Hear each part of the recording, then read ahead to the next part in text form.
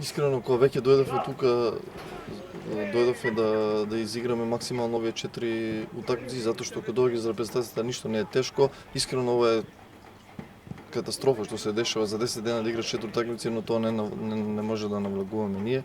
Се има нови правила, така да ќе биде тешко, но не тражиме извинење или оправдање. Мислам дека ќе покажеме во четврток и на наредните 4 напревари дека ќе го изгураме и ова и ќе победиме на сите.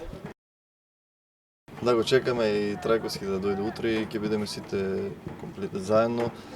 Нашата цел е првата утакмица, не ни интересираат другите утакмици, прво се фокусираме на првата со Бугарија.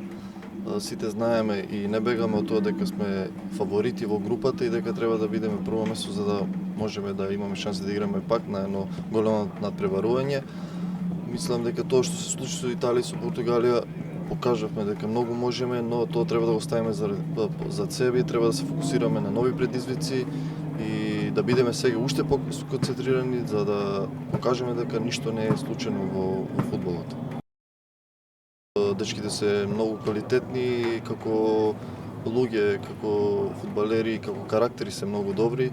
Мислам дека ќе ни помогнат тие да, прв пат се тука, но поминаа U21, играат во добри клубови и секој кој што е тука е добре дојден и не случајно е тука, така да мислам дека сите кои што се тука ќе помогнат на било каков начин. Ние сме тука да ја дадеме поддршка и мислам дека дечките добро се вклопија и се надевам дека ќе останат подолго време со нас.